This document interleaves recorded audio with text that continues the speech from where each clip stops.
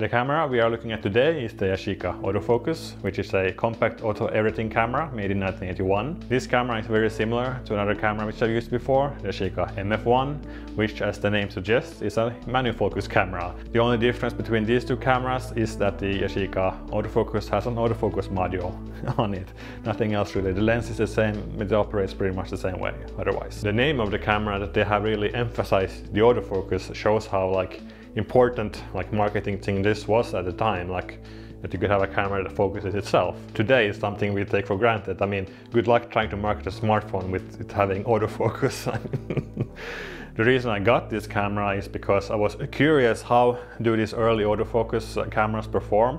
The first mass-produced or widely available autofocus camera was in 1977, the Konica C35 AF. And this camera uses the same autofocus system, the Honeywell Visiotranic. So it's a very early autofocus system. But in any case, let's have a closer look at this camera and what we can do with it. So let's start off by comparing the MF1, the autofocus. And of course the big difference on the camera is the autofocus module on the autofocus, which the MF1 of course is lacking.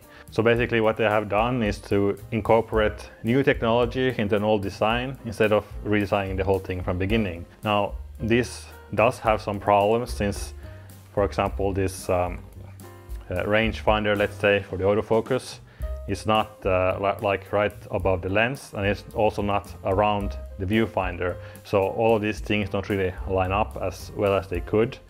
So the autofocus might be less accurate because of that reason.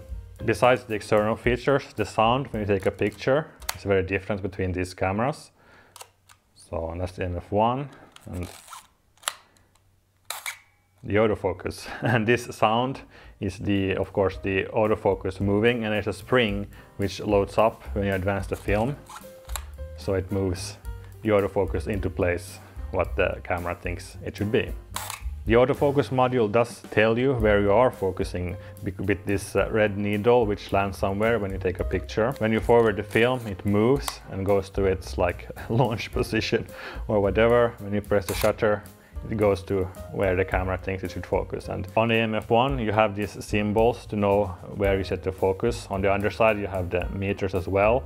The autofocus has the same symbols so you can know where it has focused when you have taken a picture. And in the viewfinder, in the middle, you have the focusing point where it will focus.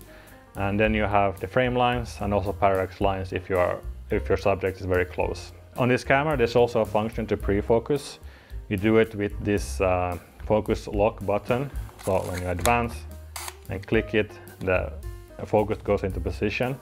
The purpose of this is if your subject is not in the center of the frame, where the focusing point is in the viewfinder, then you can focus on your subject and then reframe your photo.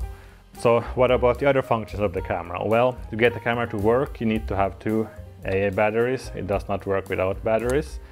Overall, this camera is very standardized. I mean, the typical film advance, reverse, and opening the camera. Inside the camera, we have standard 35mm stuff. So yeah, nothing strange there. There's no way to set or view the aperture or shutter speed. So it's just what the camera chooses and what it thinks is right. Through the viewfinder, well, there you have a confirmation LED, whether it is too dark or not. If it's too dark, then it will blink and beep, and it prompts you to open the flash. And the flash, it works sort of okay. I used it for one shot, not the best shot, but the only thing that can be changed is the ISO value. So, I mean, you could use this as an exposure compensation also. I mean, you would normally set what speed your film is, but if you want to under or overexpose, you could change this and the camera will hopefully do that for you.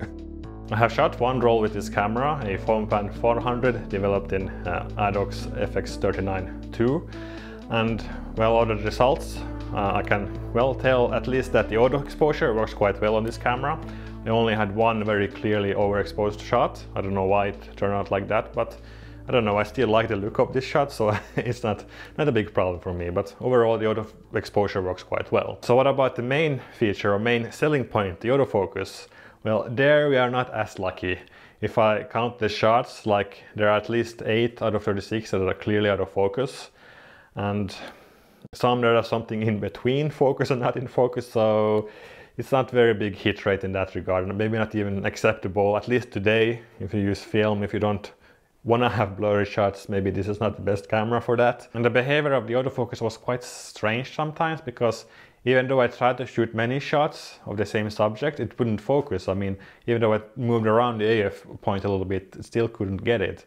So it was a bit strange. Like, I don't know if there's some problem with the electronics. After all, this is like a 40 years old camera. So maybe at the time when it was new, it worked flawlessly, but in any case, you don't find this new anymore. So if you get one, you will definitely expect a very inconsistent focusing behavior from this camera. After having shot a few shots with this camera, I got more used to it, and well, I started looking more closely at where it focuses. And when I realized it doesn't focus very consistently, I started using this pre-focus button. But the problem with that is that you can only focus once, and then you have to advance again because it's loaded with a spring, the focusing mechanism. So you're stuck with whatever focus the camera chooses, which is not very practical at all. If you want to refocus, you need to advance again. And if you don't want to lose a shot, well, then you have to press in the sprocket release. I mean, it sort of works, but there is a risk that the film will move a little bit, so you get like inconsistent frame spacing. And also it might not move at all, so you can get double exposures. And especially if you advance many times, this becomes very frustrating if it doesn't focus right. If there was the possibility or function to focus again without having to advance, then this like inconsistent focus behavior would be tolerable. But now it's like, yeah, it's like the camera focuses for you, and it focuses kind of randomly. So yeah, despite this frustrating experience, it was still fun to experiment with an early autofocus camera.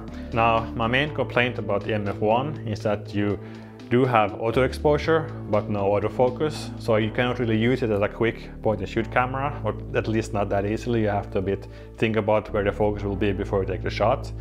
Now, the autofocus doesn't really solve that problem fully, since the focusing is a bit too erratic to be trusted. So yeah, I would still prefer the MF1 over this.